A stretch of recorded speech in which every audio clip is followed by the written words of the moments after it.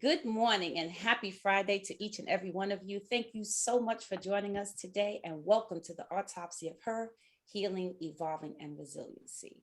I am Iris Denise Owens, your host, and on the line with me is my beautiful sister. Good morning, honey bunny. Good morning, honey bunny. How you doing? I'm Stephanie great. Deanna Green. How That's are good. you? I'm great. Glad to see you. Good to see you.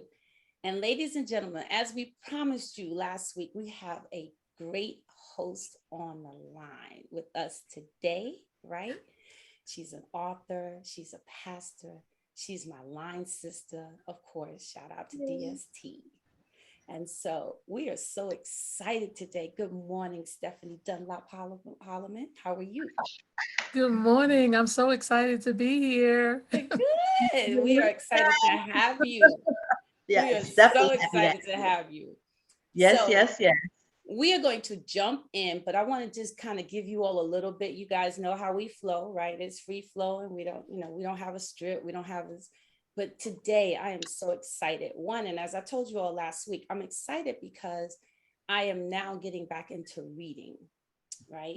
Because reading is something I love to do, but over the years I have not done it a lot. It's like it's always something else to do as opposed to reading, or I'm reading on a tablet or something. And there's nothing like a book in hand for real with words in front of you, right? That you can keep going back and reading again if you And didn't some of get those it, pages. and turning the pages and the Mhm. anticipation.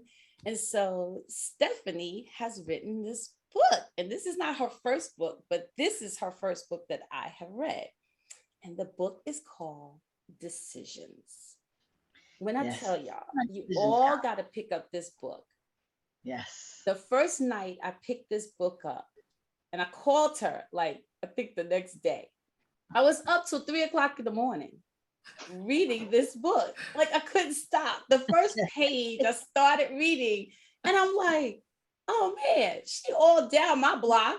And of course, I did not grow up with a garage. I did not grow up with a car. So she was all on my block, on my corner, in front of my building. I'm telling you, this book is on point. You need to pick it up. So It definitely takes you back. it Okay. definitely takes you back. All the Bronx. I come originally from the Bronx. I like it Right. is like, So, Stephanie, I want you to jump in whenever you're ready. Because when I tell you this book, I love it. I love I it. do. Yes, yes, yes, yes, Well, yes. I am just, first of all, again, I am elated. I'm happy to be here. When it comes down to the book, writing has been my passion for a very long time. And I was in a writing workshop once, and someone had asked the question, well, how do you know what to write? Because people must be looking for certain things. And Mhm. I said, write what you know, because people might be looking for something, but Mhm. there is an audience for what you have to say. And I Yes. thought about it, coming up and all of us are urban females, Yes.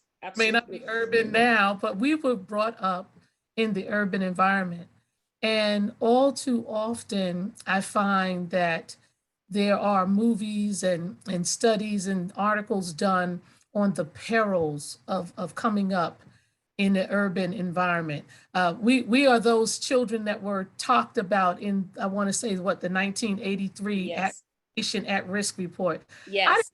didn't know what at risk for what? What am I at risk for? What is this about? Can you preach it? I, Steph you know, knows. I had an argument. I had an argument with a friend of mine who I grew up with in the Bronx, who posted on Facebook, when you grow up in the ghetto. And Stephanie, I was insulted. I said, wait a minute, we grew up in the same building. You What know, ghetto are you talking about? exactly. listen, we have to be really careful about accepting the monikers of people who don't share our realities. Absolutely. Saying that those monikers are always bandied about in a derogatory, manner. I'm not saying that they mean to me be demeaning. However, what I'm saying is I can tell you better about what I've experienced, and the better question, rather than you trying to act like you're an expert on it, the better Hmm. Mhm, question is for you to ask me about my experience. Absolutely. mhm. It's Now, true. a lot of other folks, but I grew up in a community. Absolutely. It may not have been the white picket fence, but I could go to the 4th floor or the 5th floor, the 3rd floor, and I could go to Miss So-and-so's house and I could get the sugar if I needed to. I knew how to do that.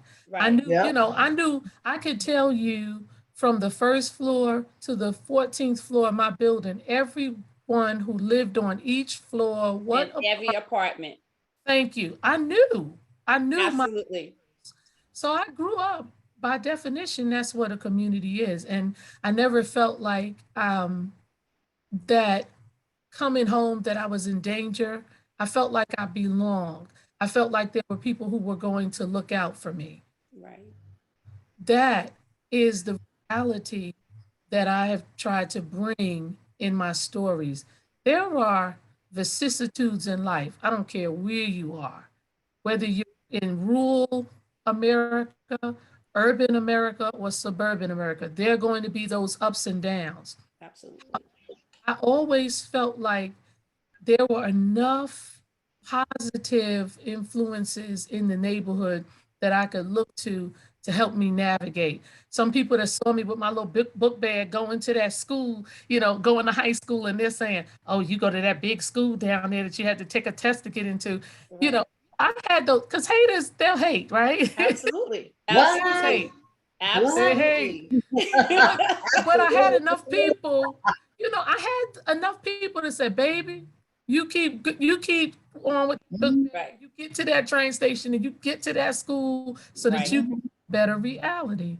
And so I did that, and I definitely wanted to create something different for my children, and I did that. And you know, listen, not that I'm so great, because I believe, you know, to God be the glory, but I'm saying this because this is the reality that I wanted to bring into my story, that, you know, it takes a certain amount of resilience. It takes a certain amount of fortitude, inner fortitude, and goals, you know, just developing and working towards goals to determine that you're going to navigate this situation and you do it a little differently. I don't down the projects. I came out of the projects. Right. I didn't want to stay there forever. Right. Just didn't. And there were certain things that I had to go through. Yeah, you know, there was certain. It's not like when it's not the same. You know, you can't. How they were then and how they are now is a whole different kind of thing. Well, there's not community now, like Steph said. Exactly. The projects were the community, was a community. And I always say, if I'm sorry that some people may disagree with me, but I tend to think if you had the opportunity and the privilege to actually grow up in a project environment, it made you who you are today. It gave you fortitude. It gave you strength. It gave you courage. It opened your eyes to the dangers of the world and taught you how to navigate around, not to get played in the street, not to get, you know, manipulated because you didn't know these things because you were so sheltered. I think it made us stronger people. Most of us, you know, they had that, remember the campaign, Latchkey Kids. Latchkey Kids, listen, mama went to work, daddy went to work, and mama clearly said, you bring your behind home. Do not open this door for nobody. Nobody's in here with you when I'm not at home, unless she has given permission to that one friend who had all access typically to your home. But it was that one friend, right?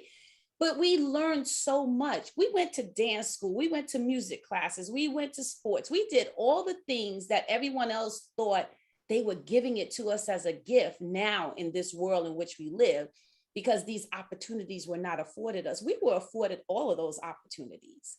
I know. I mean, Stephanie, both of you were. I went to modeling school. I had a scholarship to Ophelia DeVore. I wanted we did anything, right? I had two parents who went to work, and the majority of people who I grew up with, their parents went to work. There were nurses, there were doctors, there were policemen, our community was not a bunch of people sitting, and this is no pun or disrespect, but it was not people who were not trying to better themselves, not educated, not going to school, not working hard, and not striving to move their family out of that environment. And they moved them out of the environment because the environment changed. We didn't change. We changed to grow and to be better, but the environment changed because then they started allowing anyone to start to live in the quote unquote projects, which people don't know. Projects were developed for people who were middle class, who were striving to become homeowners. Projects were not created for low income housing. It was designed for people who wanted to move on to becoming homeowners. So but I know, like with me coming from the Bronx, because I moved out of the Bronx when I was, and we lived in an apartment building. I moved out of the Bronx when I was 6 to the suburbs. And I could tell you, it was very devastating for me, because when you move to the suburbs, you don't have a sense of community like that. You know, I was very, very, very lonely. You know, I went back and forth to my mother's beauty shop was in the Bronx. So I was always there, you know. Then I had all my other siblings that lived in Harlem. But to live, it took me a long time. I was very unhappy and very depressed for like 3 years. It took me like until I was like 9 years old to really come out of my shell, to really build. And that's when other people moved on my block that came from the Bronx, came from Harlem. And then because we had all that same sense of community, then I started feeling really good, because I saw connected to people that exactly. No, it was like really, I can tell you, it was really devastating for me. And I was taken away from all my siblings, everything that I knew. I went to private school in Harlem. Like, where are all my friends? And then my parents still worked in the city. And like, you know, I was saying, your parents go to work. I became a latchkey kid at 6 years old, going to this big house in the suburbs where I didn't know these people. And it was very disheartening. And I know what you like, sometimes I feel like with my children, you know, we all probably raised our children, you know, in a better area, whatever the case may be, than, you know, it is now. But I sometimes wish I would have raised my kids in the city, you know, because you learn that street smart. You learn a lot of things, like you were saying, that you don't learn in the places that you live now. You know, you just don't, you know. Well, or suburbs are just growing up in a sheltered environment, period. Regardless of where it is. It doesn't have to be the suburbs. If you're it could be whatever. Which leads me to our main character, who was quite sheltered. Come on, Steph, let's go. Sheltered right there, Mr. Dre. Yes, come on, Mr. Dre. So Mr. Dre is being raised by a mother who is ailing. She's trying to give her the tools that she needs. She's on the cusp of adulthood. She's in her final year of high school, and she's really trying to give her daughter a leg up, so that she doesn't have to, again, just like our parents, we want you to do more. We want you to go further. And so a parent's nightmare, I think maybe, you know, is that Cedric falls for the neighborhood bad boy. And this bad boy, you know, it's like Ja Rule, every thug needs a lady. But oh my gosh. Can I say, because your writing is so amazing, because I could see that brother in all his greatness, as you described him, right? I could see him leaning on the car. You could see all the folks on the block as you have to come home every day to walk through the crowd of people who have not left the block all day. You done been to school, work, grocery shopping, doctor appointments, and you left them this morning and they are still there. On the block. In front of the building. Want to know why you won't talk to them? Why you acting like you too? Why you acting like you too good for good? Yeah, right. Then you want to be rude. Then you want to be rude.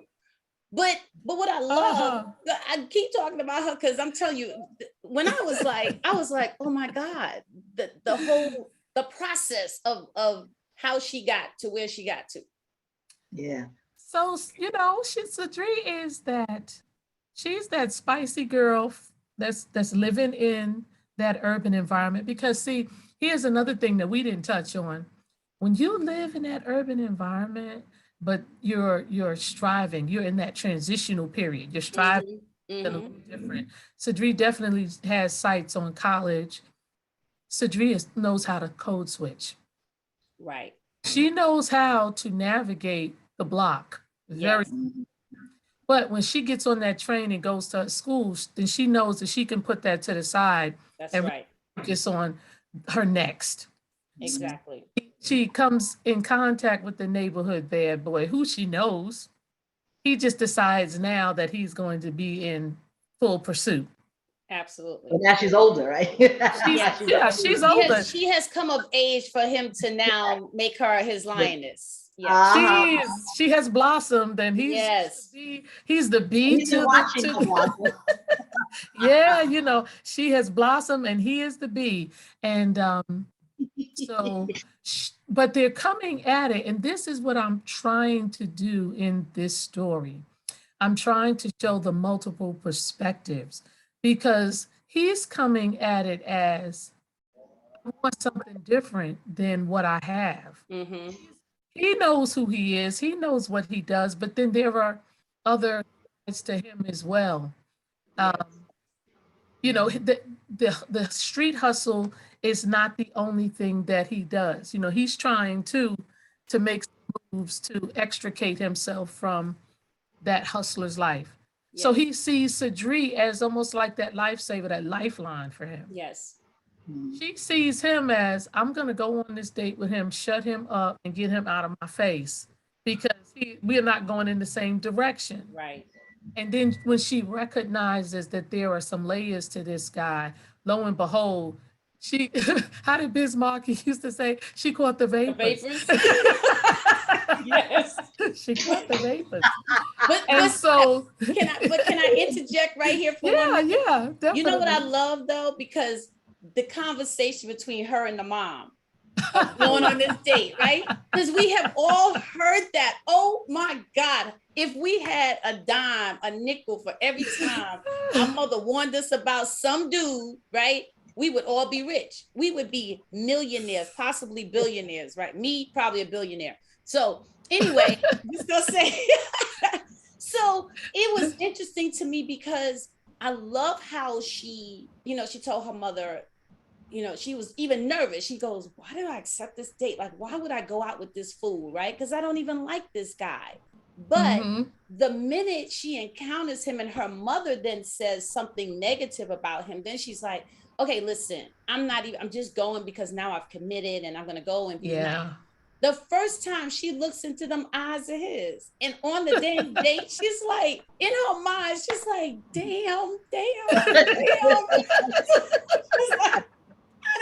I should have never went out with this dude. Never look into the eyes. Right. I should have never went out with this dude. I should have just kept on walking. I should have continued my hardcore hard shell, because you know when you come from the city, everything the exterior is always hard, right? You're like the hard shell Adidas. That's why we all love Adidas. You're the hard shell Adidas, right? You come at me, I'm all the way like back up.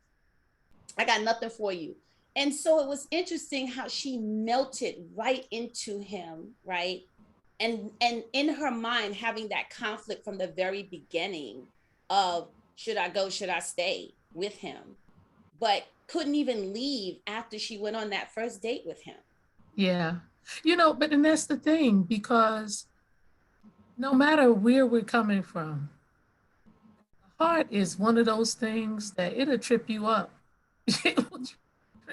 You know, you find yourself, you're thinking you have your ducks in a row and that you're very much in control of everything that's going to happen in your life. This is happening, this is next. And then next thing you know, you over here with Pudding Pop, and you're like, what happened? Like, wait a minute, where did the detour come in?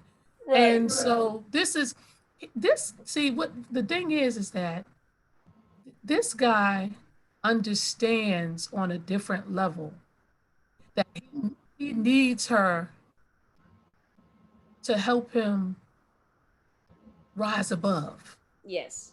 She does not understand that. All she thinks is this is going to be a one and a done, because he'll lose interest. I'm not interested in the first place. I just want to shut him down and be able to say, well, we did go out, but that's it. And, go on with my life. Right. So she's just coming, she's not looking at it from, there could be more to him. So quite possibly there's that part of her feeling like, wow, as good as I think I am, there's still that little ugly part of me that's dismissive of what could possibly be something more than I thought. But she wasn't ready for him. She wasn't. She wasn't. She wasn't at all. She had no. I mean, to me, Cool. Najee is the No idea. he is the epitome of the wolf in snakes and sheep's clothing. Like, and he's the New York roughneck. He is the roughneck. He can make what they say, queen. I got it. Queen. Yeah. And you're going, I didn't know you were the king, but okay, king, right? All along, though, the kingship is jacked up, is taught from one side to the other side. And the kingship has a lot of players on his in his kingship, right? And like you said, he has so many facets. And like you said, Steph, the heart does not have any good sense. The heart has no sense. It does not. Y'all know that. It does trip you up. One day you're like, I got no time for you. I'm not talking to you. You and I are not on the same page. Next thing you know, you writing the book about him. He in the book. You in the book. You have a trajectory, and them bow legs, good hair, and them green eyes just jack you completely. You like you had me at the bow leg. You had me at the bow leg. Come on, he done sauntered your way, and you like, oh no, this is not gonna end well. Because and then he come with this. Hey Candy, that's not my name. That's not my name. You just renamed me. What are we doing here? And so here comes the mother, and the mother is like, you are not playing on the same level. This is a different deck of cards. You're not in the same pond with this dude. And so here you get that teenage, young adult, righteous indignation. Like, how dare you tell me what I'm ready for? I'm grown. I'm getting ready to get out of high school. I got it going on. The world is my oyster. So yeah, you have that going on, but then I wanted to layer it. When I write a story, I'm always interested in creating a world. I really endeavor to immerse my reader into a world. You did that. Well, thank you. You did that. And this world is messy. 5 o'clock in the morning, like you need to be asleep. But no, I'm reading. Yeah, I was up at 3 o'clock in the morning, but it pulls you. I love the book, but it took me places I can honestly tell you I really did not want to go. I was like, oh my God, because it just was like, it really pulled me, it reminded me of things, got with the bad boy, and oh my God, this took my mind. So I was like, Lord have mercy. And, but it was really, really, really good. But it takes you there. You did create a world, you could just visualize, all your words. That world came alive in my mind. And, you could identify, I definitely could identify somewhat with her character for sure. But I definitely identified with Najee's character. Yes. Because I know that person, and it was. Don't we all? It was real. It was real. Yeah. Don't we all? Yeah. So when we talk about this world, the world is messy. I love to read. If you leave me alone and it's a good book, I'll read it cover to cover in one sitting. But as I've read different books, I've hated I'm not going to say hate, that's so strong, but I haven't enjoyed those syrupy sweet endings. And especially when it comes down to inspirational fiction, some of them were so syrupy. Listen, life does not become a bed of roses because you now have the element of faith. No. The element of faith should help you navigate it better, but you still Yes. have to navigate. And so what Right. I was trying to do in this story was show, hey, this girl is being brought up as a church girl. Her mother Mm-hmm. very much in the church, but she's still a female. She still is having to deal with the things that life on the block brings. She still has to make decisions. She's still going to make mistakes. She's still going to cry and have pain. But how does she get through it? How does she, Right. navigate them? And so what I was trying to do was create some realistic characters that, yes, people could see themselves in it. Yeah, it may even take you to a place, but ultimately, what I was hoping to convey in the story that if you keep on pushing and relying on your faith, relying on that inner fortitude, you can get Yes. through it. Like Right. too often, and Absolutely. too often we're ashamed and we're so busy trying to hide things. But no, Yes. put it on the table and let's deal with it. Let's get through it, Right. because getting Mhm. through it is going to make us stronger and wiser and Right. better able to possibly help someone that wants to be Right. helped in the future. And So that's the part, because my mom and I were having a conversation yesterday, and I said, the one thing that sickens my soul are the secrets that yeah. we hold on to. And I'm talking about we as a human race, we hold on to Mhm. things, and we know that this person in the family is messed up for whatever level, but we continue to hide the secret, and this person continues to wreak havoc in the lives of people that they encounter in the family.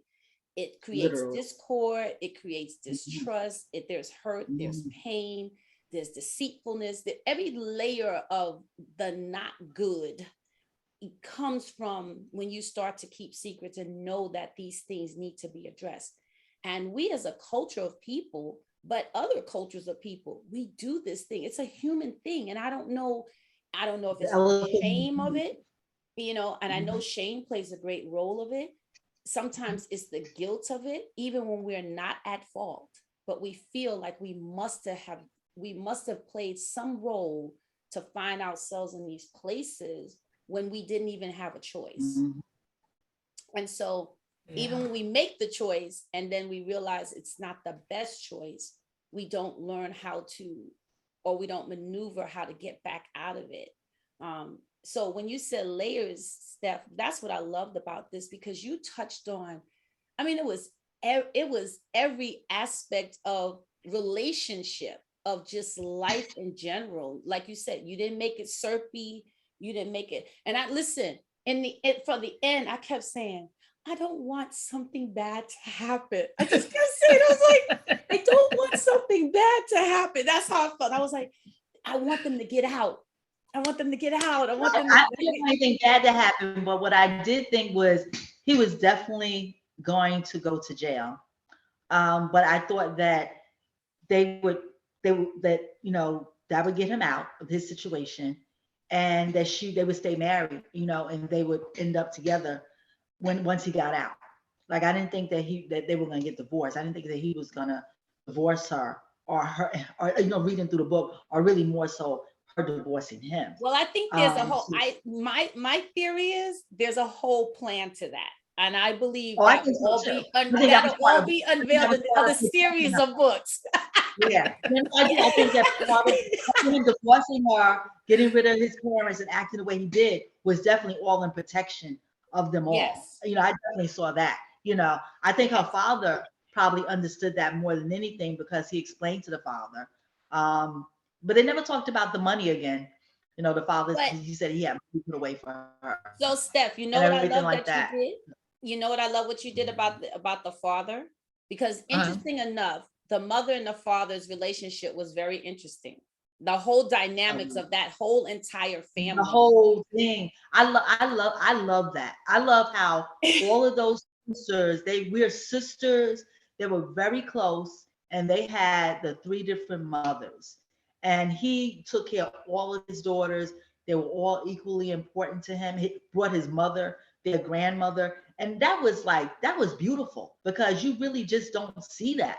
And I love that part of the story. I thought that was really, really great how you put those dynamics together. That was fabulous. And that's what I'm talking about in terms of the layers and the intricacies and things being messy. And that goes back to what Iris was saying about the secrets. Listen, these girls were their daddy's secret. Like, you went to college to get a degree and ended up with a lot more. He got a degree in D.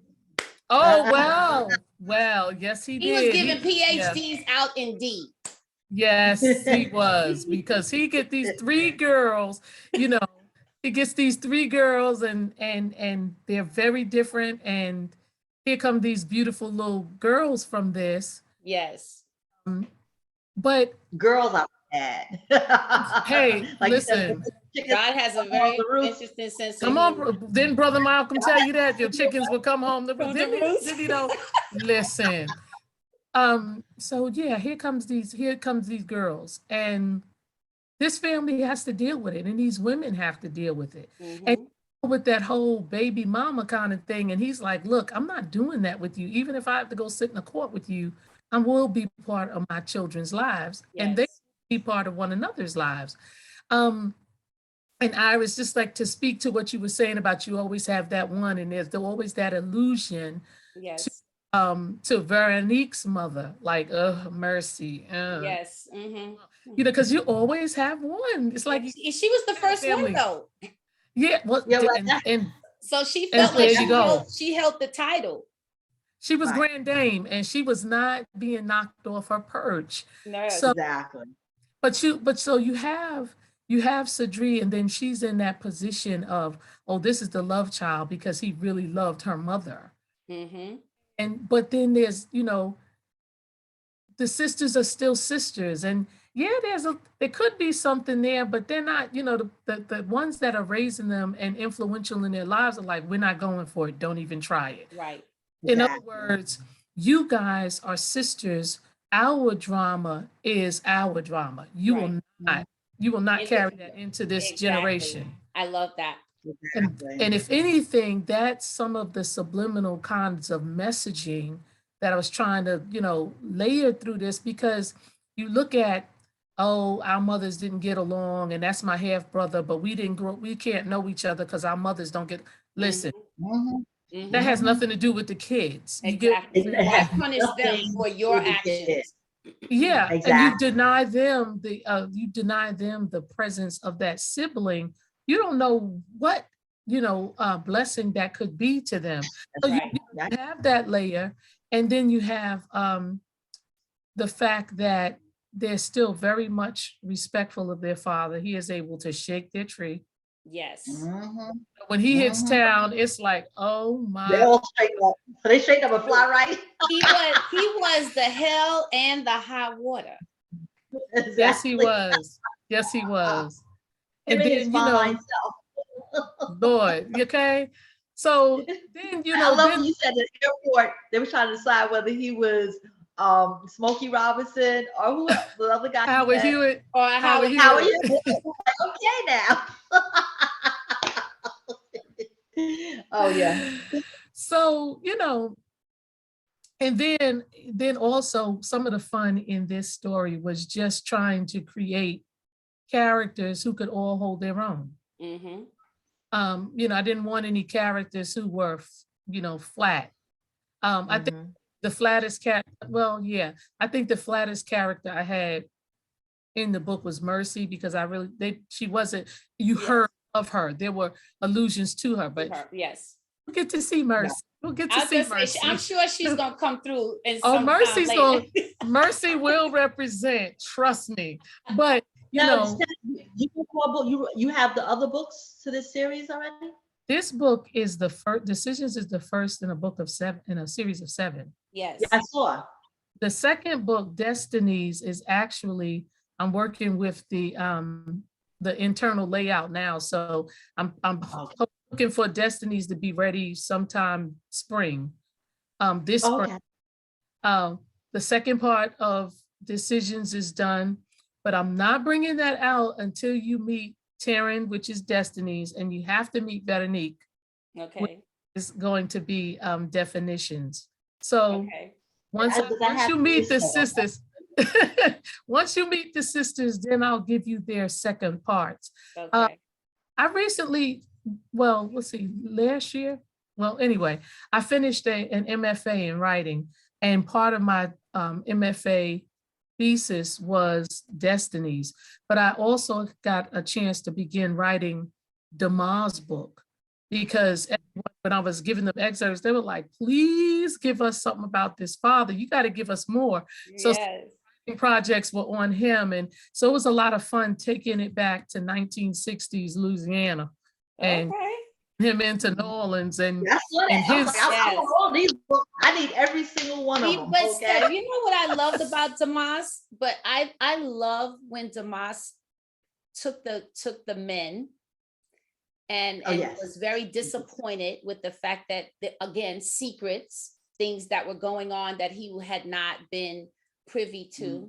And then he admits his, I don't want to mess it up, how the way he said it, the way it was written, about how he says, you have control over my daughters, but that's because I didn't, and I wasn't in their lives in order to teach them how not to allow that to happen. Yet he was very similar to these men. Because the guys, the husbands and the fiancés to be, they thought he was royal.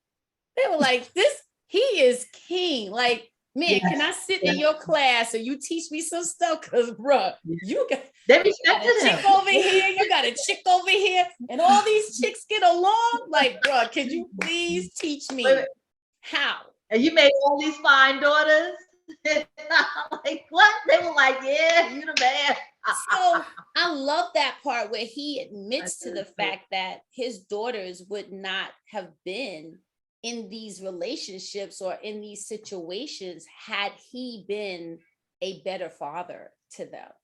And though, yes, he fought to always be in their lives, but just knowing that sometimes that is, I think, where we sometimes falter, where we've made a mistake, or we consider something a failure or a mistake that cannot be fixed. And so instead of dealing in it, dwelling in it, living in it, and realizing what can I do to make this better, we tend to sit on the outside of it and we escape it, or we run away from it altogether, and then just say, I'm just not going to deal with it. I made a mistake. I messed it up, and nobody wants me around, which is you're needed more even after, right? Oh, absolutely. After the explosion has happened, we need you there for the cleanup and for the healing and for the recovery part. And I think that's where, as people, we forget that part. That was good that happened. Yeah, I refuse. If you make that happen. Yeah, I refuse to write The Irredeemable Black Man. Say that again, Steph. Say that for the people in the back. I love that. I refuse to write The Irredeemable Black Man. I love it. We all have complexities. Human thing. And and at the same token, I'm not going to write The Irredeemable White Man, because the truth of the matter is, if I have met people, white and Black, Latino, that, all sorts of people who have been helpful and who have been harmful. So I'm not going to generalize like that. I'm not going to demean myself or them by generalizing. But what I am going to say is that we talk about complexity. And these men, listen, no one knows how hard it is to be a man but a man. And oftentimes we hear about men from women. And so sometimes we hear about men from women through a tainted perspective. And we don't know what pressures and social constructs cause or contribute to some of the decisions that they make. So here we go. We're back to decisions. Everybody has different decisions that they're dealing with. And Demar had made some decisions early in his life, and he's lived through them or trying to continue to work through them. And he refuses to be sidelined. He's like, okay, you're married already. You're getting ready to get married. But guess what? Both of these jokers will be meeting your father in all his glory. And if I don't like what I hear, it's going to be on and popping around this. And they knew this. These girls knew this. They knew it.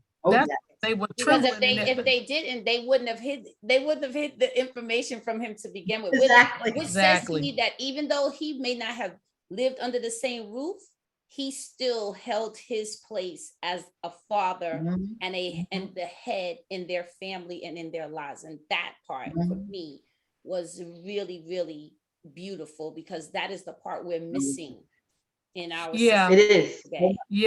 Absolutely.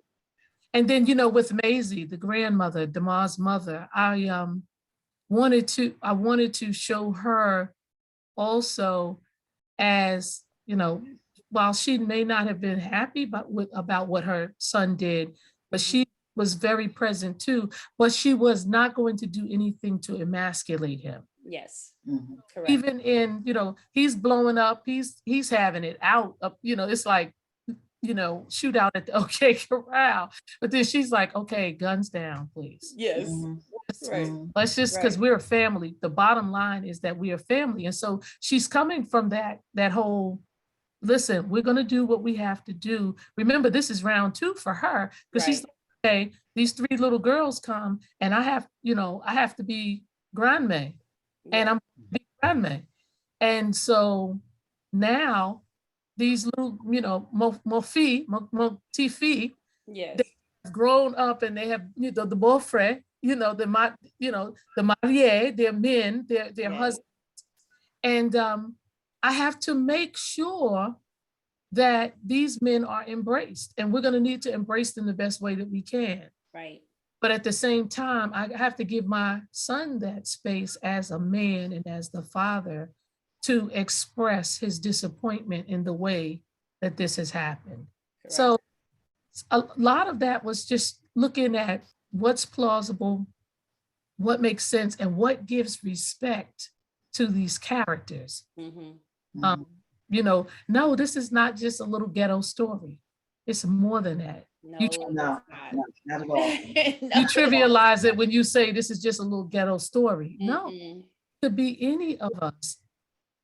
And you know what else I liked about the story? You never really dove into the whole situation with Najid.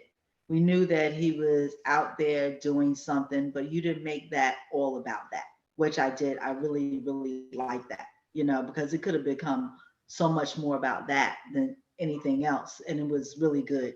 We got the gist of what was going on with him, And the interesting thing too was with the pastor's son.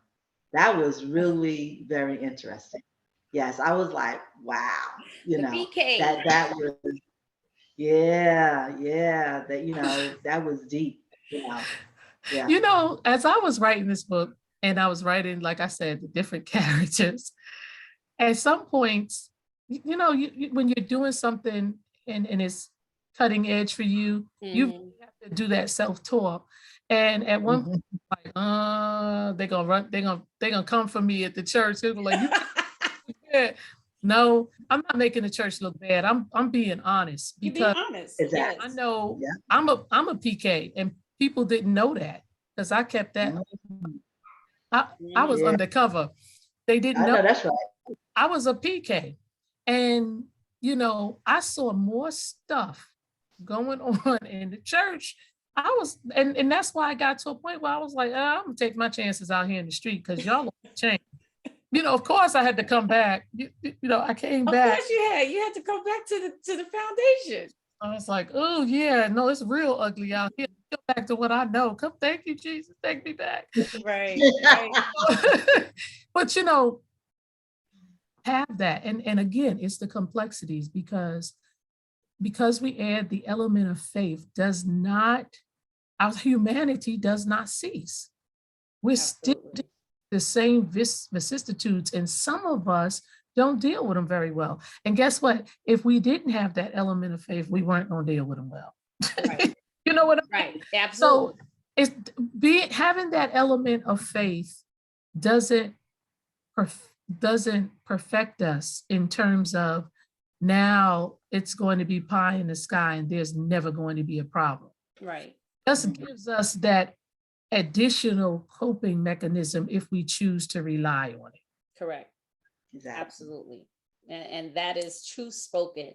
We say all the time, you know, it's like I guess it was last week and maybe week before last, we have been having some really serious conversations. We always have a conversation about God because, hey, if it had not been for him, where would I be? Where would you be? Where would any of us be? And That's so right. there are times though that you realize that God is all you got and God is all you need. Mm-hmm. But there are times So that we don't realize that because we are depending upon ourselves and we think that, you know, I can fix this, I'll get out of it. I've made this decision and now I got to fight it all by myself. And that's actually the time when after you mess it up, that's when you have to go back and say, okay, like you just said, God, can you please take me back? Can you please let me back in? Because I have completely made a mess of this entire thing. Like I am doing stuff I don't even have words for, right? I have done stuff I can't even figure out how I'm going to get out of it. And it was never on your agenda to do, but you managed to get it done. What? I wasn't, what? How did that happen? Because that wasn't in my plans. Okay. Right. I didn't even plan for that. I had no.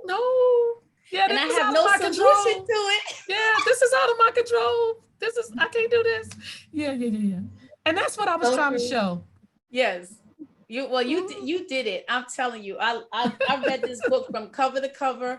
I don't even know. Normally, I don't read the prelude. I don't read the. I read every word printed in this book. I read it. Every word. And I was like, what? Really? Okay. Yeah. Well, I wanted more. I was like, oh, I need this story. I need more of this story. I need more of this. You know? I'm like, okay, that's all I'm looking. When the next book coming? Like, okay, did she write it yet? Was it showing up? You know, I want more, you know, because when I do read an author that I love, I tend to read basically everything that they write. Yes. And I love this story and I am there for all of it, Stephanie. We even said we compared you to, because I love, you know, I love Sister Soldier. I love her writing. And I said, when I was reading your book, I said, oh man, this is like a Sister Soldier experience all over again. You know, like you pick up Sister Soldier book, you be like, man, I cannot put this down. Like I can visualize it from, you know, there's some books I pick up and I go, yeah. I'm gonna get back to that one. Yeah, we'll read that. We'll take that one maybe on the train. Yeah. So how often do I ride the train? So I know I'm not gonna read it. That's pretty much how that goes on the shelf. That goes on the shelf for when guests come over. If they want to take a book from the library, take that one. You're free to have that one. You're welcome to it. But you know, I started reading a book before me, and she told me about it's like, you know, it's like she writes like Sister Soldier. And for me, I do love Sister Soldier, but that story lives with me for so long in my spirit, it takes a lot out of me. I'm not gonna lie. Like I read her first, but I was like, your book didn't do that to me. Like I wanted more. You know what I mean? I wanted more of Sister Soldier, but it was like, I'm gonna do that all over again. Like, I'm ready. I'm over it. I can't wait. You know what I mean? So it didn't invade my spirit like that same way as Sister Soldier. But Sister Soldier would just snatches your heart out, and you may not even get it back in there. You know, I'm like, oh Lord. You know, where this book, I was like, oh, I love this book. It held my heart in place, and it was beautiful, just beautiful. And everything going on, it was a beautiful, beautiful story, and I can't wait for more. And every character is relatable. Every character is relatable. And even in spite of, you know, because sometimes you read a book and there are characters that you will dislike a character, right? You'll say, I can't with this character. Like, I just want them to go somewhere. But for your characters, every character, you were rooting for them. But before, for me, I rooted for them because I understood them. I had a heart for them, right? Even when they were doing crazy stuff, because it was reality, because that's who we are. We are, layers and layers. There are so many pieces to every human being. Yes. And a lot of times we forget that. We forget that because we don't give grace to ourselves, and I'm sure don't give grace to other people. No. Right? And so that's where we get so entangled, and then we decide, I'm not gonna, even like when she had the incident with the young man, with the pastor's son, that could have been her way to say, I'm out of the church, because we experience church hurt, or someone in church does something to us so vile that it makes us, but we blame it on God. It wasn't God that did it. No. It's the individual who did it. Right. Mm-hmm. And so sometimes that's how we take our lives and we compact it into these boxes, and we blame God for it, or we blame this one person who did it, and then it changes our whole trajectory in life. Right. Because that could have changed everything for her. But I loved her faith, because that's me. No matter what happens, I loved her faith. Right. Yeah. Yeah. And you got to understand with Cedric is that she has to have that faith, because she is living with the reality, and has lived with the reality, that her mother is ailing. Yes. Her mother is fatally ill. Yes. And it has been her faith and her mother's faith that has kept her going.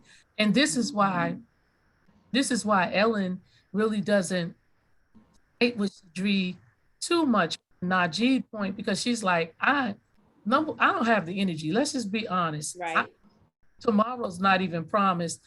I can't spend the time that I have left fighting with you. What I can say as your mother is that I need you to really be vigilant. Because I really have concerns about this pairing. Yes. So Cedric is, whereas Najee is on that street and life kind of different level, Cedric matches him on the faith level. Mm-hmm.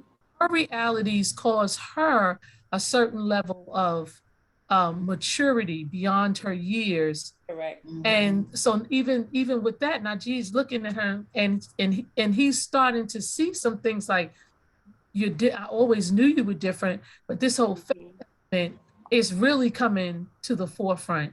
Right. And so when she goes through that church, the church issue, she's realizing that, borrowing a page from her mother, like, listen, I can't even go here with you because there's just so many other things that are more important than your jealousy. You're mad. So she already knew what Cedric was about.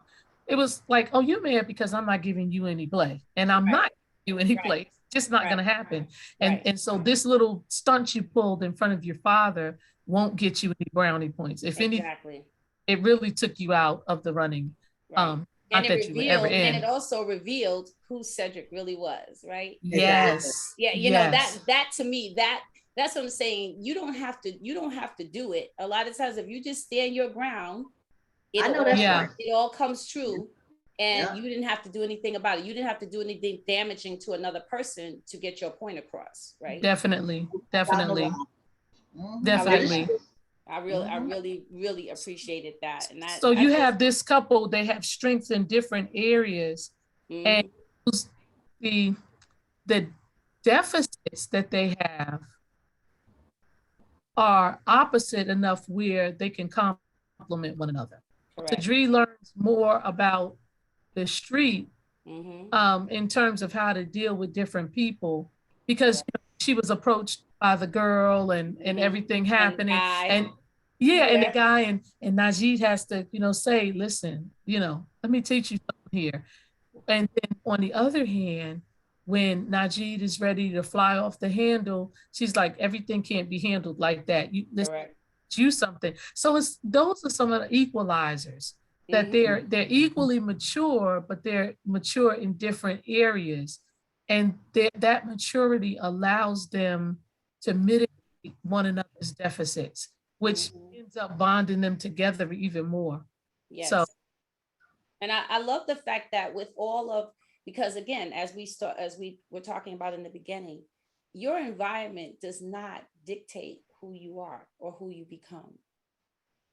It doesn't. You can use your environment, and you should learn to use the strength of your environment to help you go further along in your life, but never use it as the crutch to say, this is why I couldn't do this, and this is why I never made it, did this or did that. I was always amazed at growing up in the city, right? Because Steph knows, I grew up in the Bronx, and then my mom and I moved to Brooklyn. And Brooklyn was, Brooklyn was mind-blowing to me. I was leave my Brooklyn alone. I was like, what? I was like, what is this place you say? I was like, and we feel like that about the Bronx. Oh my God. Like the Bronx, that's the Wild West. I remember I was on, and this is just. I love Brooklyn. I love Brooklyn now, but back then, I was like, the chicks in Brooklyn were harder than the bras ever were in the Bronx. That's all I'm gonna say. They scared me. Yeah, that's true. That's Brooklyn true. chicks scared me. I was okay with Brooklyn dudes, but Brooklyn chicks, I was like, what is up with y'all? What's going on right here? Right? I didn't understand it. You had to navigate something. Oh man. But it was interesting to me. I will never forget. I was on the bus one day and going somewhere, coming through Fort Greene somewhere on my way home. It was two chicks sitting in front of me on the bus. They were having a conversation. One of them had gone out with the guy, right? So she's telling her girl, this guy took me out. He took me to this nice restaurant, da da da da da. And so the girlfriend goes, well, where? She goes, I don't know. We went over some water, went over a bridge. I'm sorry, what? She didn't even realize that she left Brooklyn. Like she didn't know where she had, like she left Brooklyn, went across a bridge. How do you live in a metropolitan area and you don't know your 5 boroughs? Ooh, come on. Oh, a lot of people. But that's where I'm going with that. It is that, to me, I call that a 4 corners mentality in life, where you only live on your block. You only know the world from the block in which you live on. And I really feel like that is not how most people grow up, right? I think it's the thing within you of where you said, like, Sadri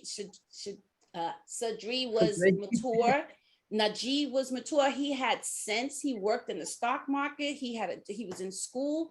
You have to learn how to navigate these things. Like, if this is what your cards are dealt, you get to deal the cards back. You get to put them back on the stack, and you get to pull again. And I think many times we get dealt cards and people just go, I'm gonna hold this hand then. And then you use that as an excuse to not go any further in life. And I think that's even in this day and time of city living. And I love the fact that the characters in this did not allow the block to define them or stop them from dreaming and having aspirations. And I think that was really, really important in the entire like they got married in Connecticut. I mean, they went other places. They wanted to be other places. And I agree with you. That was really, really good. Because, you think it's 2022 and people are still living in those 4 corners. And you're like, wow, I mean, I know all relatives, people, they're still right there. And it's like, wow, still right here, and they have no intention anywhere else. That goes back to what we were talking about earlier in terms of growing up in the urban environment and how the projects have changed. But you always have the pull between the hope and the hopeful, the hopeless, and the hopeless. Correct. And so, and there's a lot of literature out here written by African-American authors, and some talk about that rat race, and I celebrate it all. Because, people made their contributions. So I celebrate these voices out here. But what I was trying to show in this book was that this is a hopeful couple, Yes. recognizing that they're among some hopeless people. Yes. And you cannot cast aspersions on me or throw a blanket over me, try to dim my shade because full. When you've made the choice to choose the hopeless route. Yes. And so that it's the same play today. I mean, it's a different year, but it's still going on. It was going on from the very beginning. You had the full, you had the hopeless. Why is it that those who were able to move out of the projects were an anomaly? Like, aren't we all supposed to be getting out of here? You're not paying that much rent. Couldn't we stack our chips and get out of here? Like, what is really the problem here? But no, you know, I remember growing up in my neighborhood, and I grew up two different places, downtown Brooklyn, you know, that Farragut area, Fort Farragut, Fort Greene area. Also grew up in Brownsville. Okay. And there was a lot of time when I wouldn't even own Brownsville. But then I was like, no, you know what? Right. I live a lot in Brownsville, so I'm gonna own it too. So big up to Brownsville. But again, in both areas, I recognized that there was some that just didn't. They just didn't. Correct. And at first, I felt a little awkward because I would hear that, oh, you going to that school downtown, you a brainiac, oh, you acting like a little white girl, you the black white girl, and look at Black Barbie. She got her look. What's this thing you got in your architecture? What you trying to do? And and then I got to a point where I had to really go upstairs in my apartment and really think. Like, what is this thing? And then something snapped at me. It's like, no, not what is it? You know what it is. The real question is, let's deal with the real question. And it's, why are you dealing with it? Right. Now, when I came back out and I had my T-square, because I was going to my little technical drawing class and all that. Right. I'm not about technical drawing, but guess what? I did the class and I learned something. Right. So now when you start asking these crazy questions, where you going, Black Barbie, to get an education? Like my question, Lazy Lou, is where are you going? Right. You could be Black Ken if you want. Thank you. Like, but see, you want to be Ken, but you're not doing what Ken need to do. Right. You're not willing to put the work in. Then you need to step up to the plate, because I'm going to break my neck going to work, to school, whatever, and to come and sit with you on the bench. Right. In front of the building. Not doing that. Yeah, you cute, and the baby would be cute, but guess what? I don't need the baby right now. And there's no guarantee the baby was gonna be cute. I'm just gonna tell you. It's true. So that's it. It's interesting. It's interesting how men, because I'm gonna tell you, on another show, I'm gonna have a conversation about Nick Cannon. I'm so sorry, but I'm gonna have to have a conversation about Nick Cannon. We can talk about Nick. Well, now like they say he's gonna be he decided that he's gonna be celibate, and I had to explain to him that you cannot be celibate because you're no longer a virgin. You could be abstinent though, and that's a good idea, because everybody has that whole quote misconstrued. So he's gonna be abstinent. He's saying that was the latest thing I heard. Literally, all I'm gonna say is we're gonna have a conversation about that, brother. But baby number 8. Okay. Yeah. So here we go. On the cusp of you just losing a child, and then say I was insensitive, bruh. Well, my thing is, okay, all right, let's back. Like we'll have a bigger conversation about this, but why are these women having sex with him and no? Oh, that's what I'm saying. It's not just him. It's not him. But like Steph is saying, that's the whole thing. You calling me Black Barbie, you could be Black Ken, but you can't be Black Ken sitting on the bench. And even because when you look at a Nick Cannon, I use Nick Cannon as an example, because Nick Cannon is by far not ignorant, by far not uneducated, by far not poor. And I'm not talking just money. I'm talking about in resources, in his mind, in his spirit. He is not. He is a very, very religious person. He grew up in a very religious background. He knows who God is, and yet you are now perpetuating this behavior as if this is normalcy. And this is sometimes what happens to us when we do become where we think we have arrived in life, whatever arrival means for you. Because for some people, success is power, success is money, success is my name is known, whatever that is. And that's where we get tripped up. That's where we falter when we do that. So we gonna have a conversation about that one day. So yeah, that's a whole nother thing, because now you move from the element of faith. This is one of the things that I was trying to really demonstrate in the book. This girl truly had faith. She truly had faith that was based on a relationship with God. Absolutely. That even though she may have made some decisions that led her into an area that she wasn't necessarily prepared for, she never left the fact that, you know what, God, I'm coming to you. I'm in this. I need you. I don't know what's going on out in the streets. I need you to protect this guy. Yes. My husband. He's not my boyfriend. He's my husband. And I need you to help me. There's things going on in my family. My sister's going crazy. She and her boyfriend broke up, and she has lost her mind. Yes. Sister, I got another sister that she and my father are like the Hatfields and the McCoys right now. Yes. Christmas is just not Christmas. Like New Year's is going to bring some fireworks. And on top of all of this, here is my mother, and she is ailing. And so so my reality is that I have to have this relationship with you, because the dynamics that I find myself within are so much greater than I can do and deal with on my own. Absolutely. So when we talk about faith, it's not just saying, when you say faith, people say, well, I believe in God. No, this girl really did. And, okay, the argument could be, well, if she really had a relationship with God, how did she end up with him?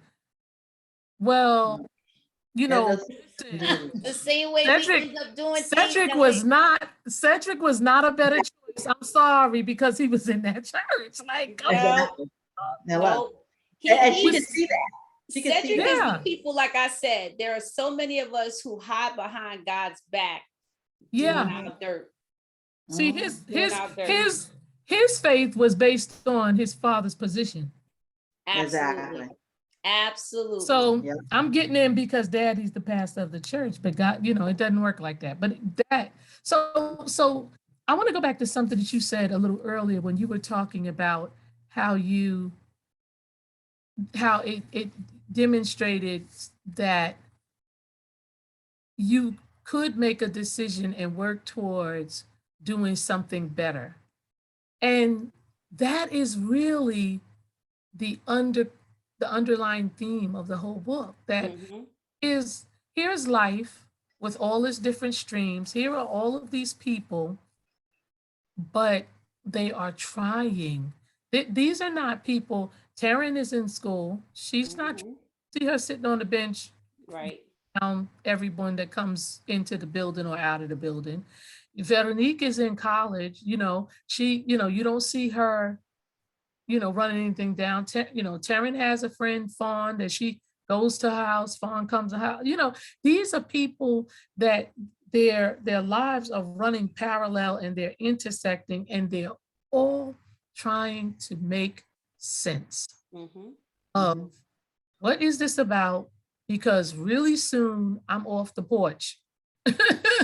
I'm not the puppy, life. See, they're all realizing that life is getting ready to change for them. Yes. High school will soon be over. Absolutely.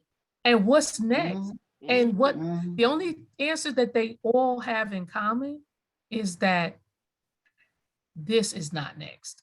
Right. Their environment, their immediate environment, correct, while they're downplaying it, but it is not the next that they're working towards. Correct. Absolutely. Yeah. So true. All I can say, this was an amazing, like I said. I have not read, I've been reading lately, but yeah, I read Steph's book in less than a week. Yeah, that was good. We just got the book. I was like, oh no, I gotta read this book. I'm gonna read this whole book. Like I said, front cover to back cover, because I couldn't. First of all, I can't have you on and then I don't know what happened in the book. Right. Exactly. And there are no cliff notes, right? Which as you get older, you realize cliff notes don't give you nothing. Cliff notes give you stuff you could find just reading the cover, right? Cliff notes are truly very deceitful. I want to ask you, Steph, why did you make the characters why were they so young being married? Like, Fawn got married, Sadri got married, Taryn got married.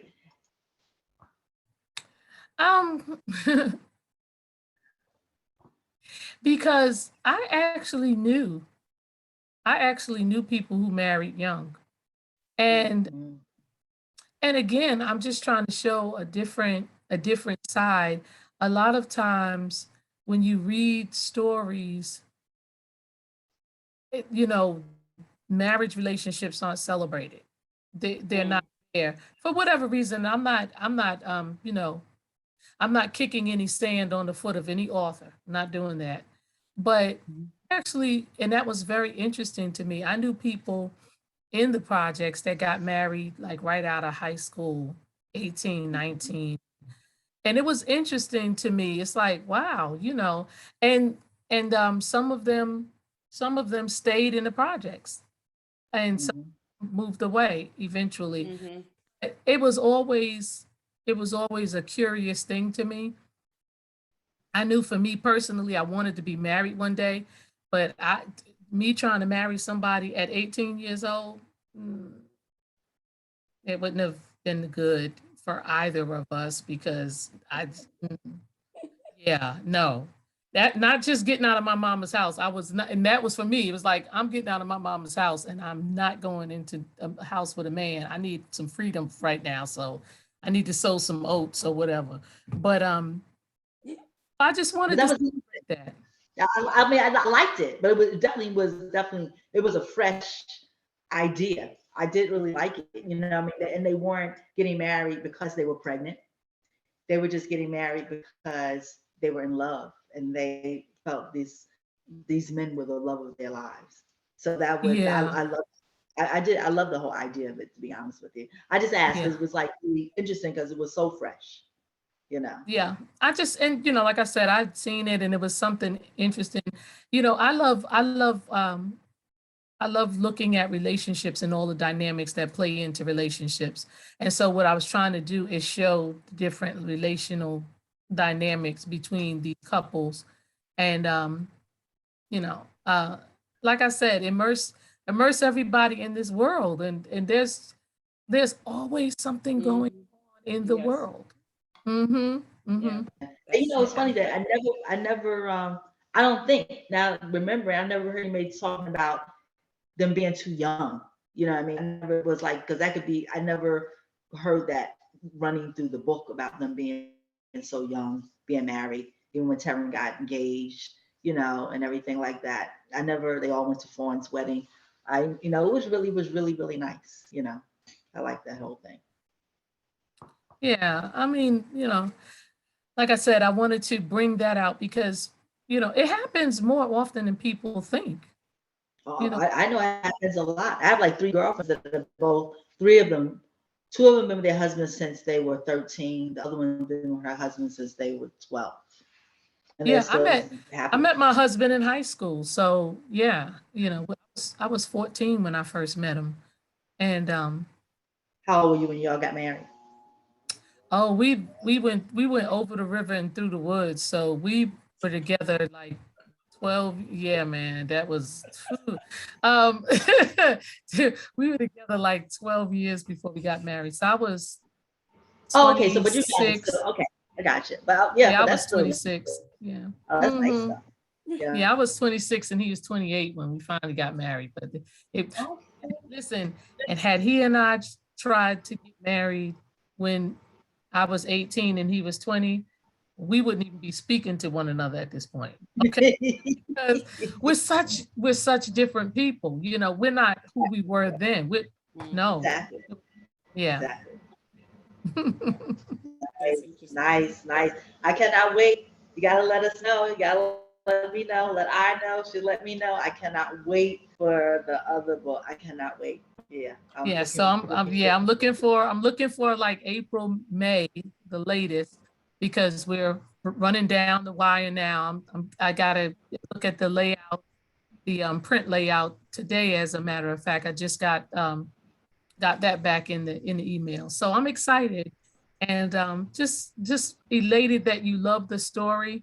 We did. I did. Yeah, you said Sister Soldier, and I'm really I'm surprised. I feel complimented. Well, you know, well, not just Sister Pearl Cleage, you know, you Terry McMillan. I mean, you name it, you did it. You said Terry. Yeah. Well, you know, I cut my teeth on Baldwin, Zora Neale Hurston, Toni Morrison. Yes. You know, so always looking at what they did and how, if anything, I would say Zora Neale Hurston and James Baldwin. Zora Neale Hurston, and James Baldwin influenced me the most as I was writing this book, because I love the way they could make a community come alive.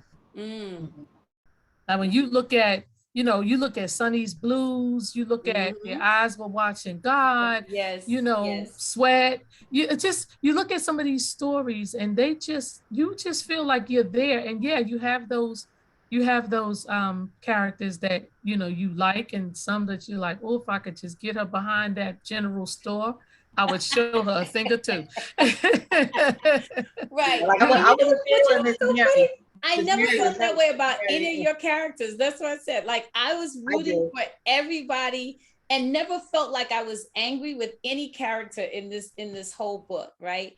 And then looking forward to then seeing them, the breakdown, and then having the opportunity to read about their backstory. Because I love to watch people. I'm sure that's the reason why I became a psych major, because I am very intrigued with people's minds and people's actions and what possessed us to do that. Because there are times that I have conversations with myself that I'm going, why, what, what was you thinking? Oh, I don't know what I was thinking.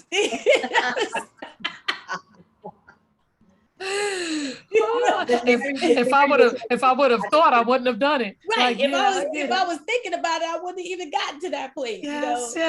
I wasn't thinking. I am intrigued by this humans, how we process, how we do the things that we do, how we try to cover up our craziness, or how we sometimes put our craziness on Front Street and then think, okay, that will make it better because now you can't accuse me of anything. No, that you can do that, but it's all still in the way. Everything is about the delivery. It's about the delivery. Yeah. I just I'm happy to hear that. And then, now I had beta readers for my next book, for Destinies. Yes. And I got some strong opinions on that one. So I don't know. It'll be interesting to talk to you guys about Destinies and then see what you think about those characters, and if there's some characters that you hate, because a few people had said, a few people were like, okay, now Stephanie, I'm gonna tell you something. So-and-so just they worked my nerve, like I was feeling something. One woman said, I got PTSD.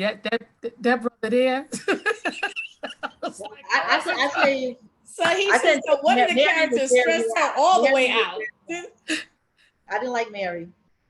I mean, Mary took you back. But listen, Mary is there's a Mary in everybody's family. Trust me, I know quite a few of them, and I felt it. Like I was like, oh Lord, yes.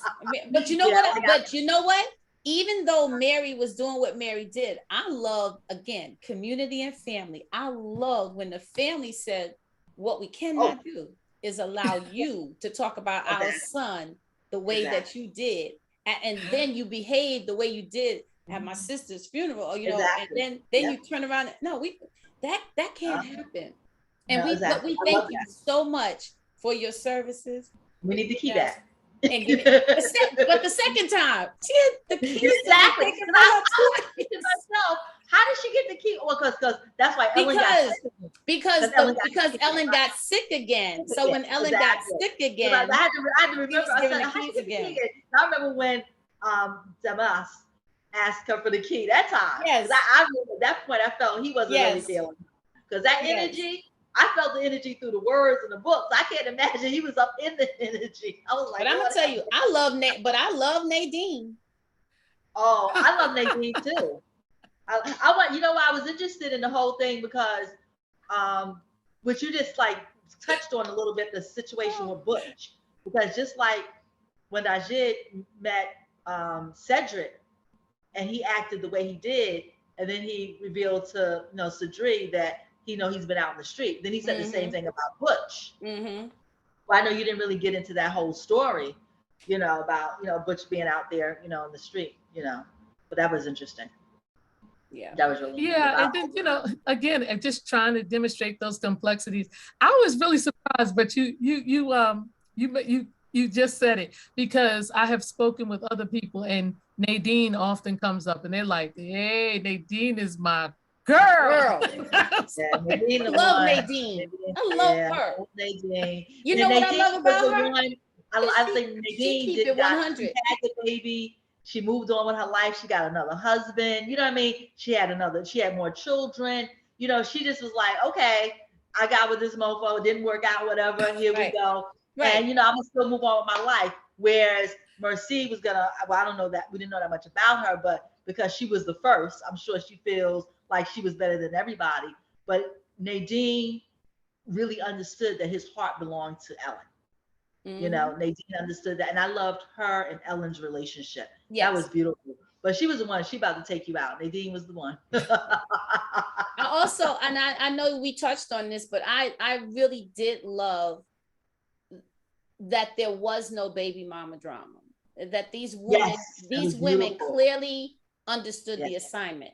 Yes. They clearly understood that we made, and we talked about this, they made a decision, but that was now not a reason to stop these young women from knowing one another, being siblings and being sisters and being there for one another, but also not having the love from the other women who were in this circle, because after all, isn't that what we're supposed to do? Nurture, right? Nurture one another. Whether you're my child or not, you're in this circle with me. I've come in contact with you. I owe that to you, to nurture you, to help you, to guide you, to love on you. Even if I don't know the whole story, I owe that to you. And I love that dynamic between those women. That was gorgeous. And I like how all the girls called all the mothers mother. You know what I mean? Because it was a level of respect. Exactly. I thought that was so beautiful. You know what I mean? I thought that was just really, really beautiful. And the adults had to create that, because if they've never created that, the children wouldn't have been that way. They put that in place. And that was a great thing that they did. Really, it was just beautiful. Because I always tell people, I do not believe, if you're going to be involved with someone who has children, or you have children and someone comes into your life, I do not believe in the term of stepchildren. I'm totally against it. And I just think if you're going to get with someone, male or female, who has children, if you cannot, and if your children, I go backwards though. If my children cannot accept this person and does not like this person or doesn't feel comfortable with a person, I can't go forward with you. That can't happen, because my kids are always going to be my kids. You are not necessarily always going to be in my life. And it may be because my kids are not ready for you. You're not ready for my kids. And so your kids have to always be the forefront, and I know people say, oh, your kids are not your life. Well, they are till they get about 18. And even then, they still your life. Because if that was not the case, I still call my mother for stuff. I still expect my mother to do stuff for me. I still need my mother to do stuff for me. And so our kids do the same thing. And so Yeah, when they you do. encounter someone who does not appreciate your kids like that, right?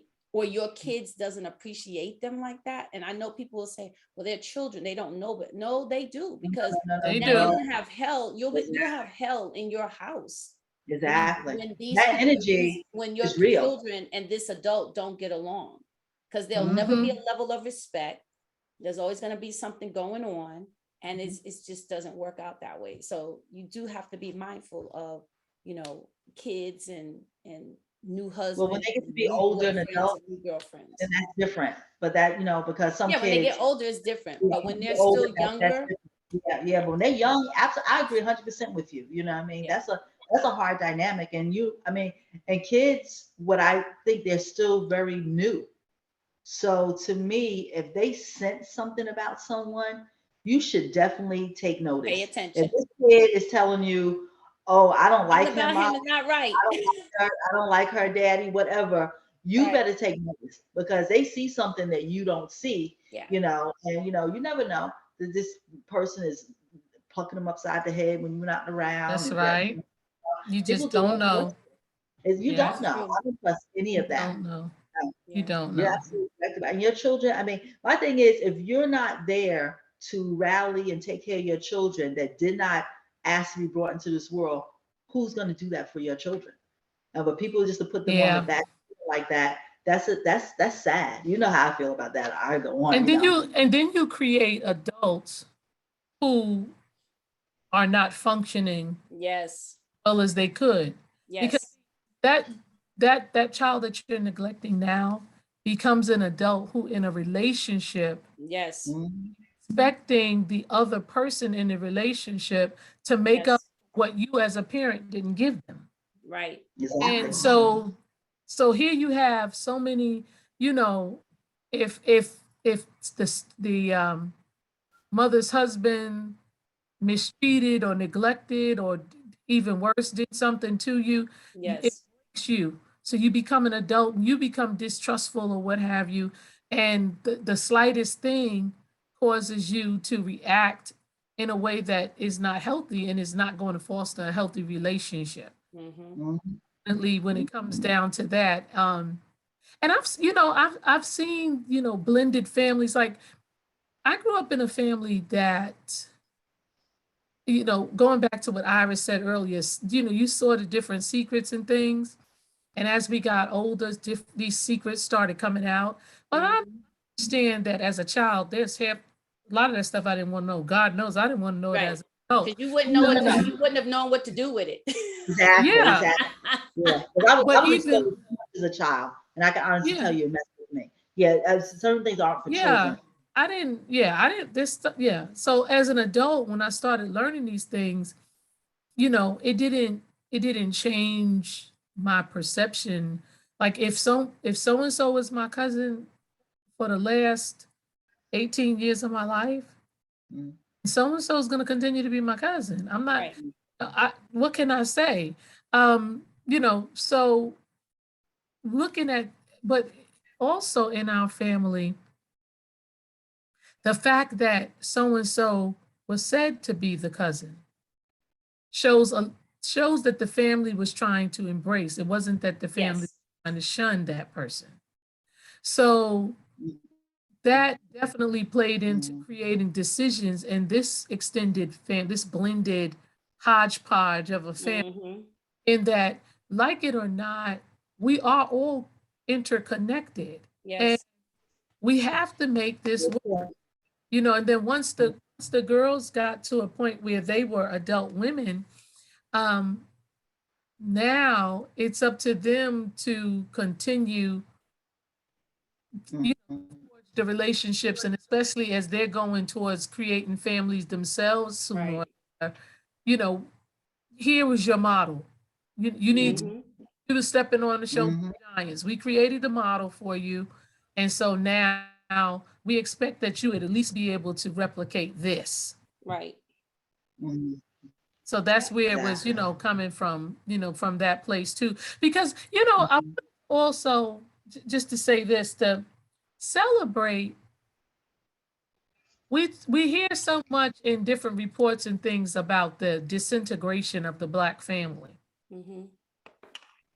And yeah, to some extent that has happened, but to a larger extent, disintegration of families has happened in mass. It's not just a Black thing. No, it is Oh, not. Exactly. So true. yeah, and that's why I have, I'm always cautious when we just want to take one group of people and say, oh, the Black family, baby, everybody's family's going. Everybody, listen, everybody falling apart. Thank you. It's true. All It's right. true.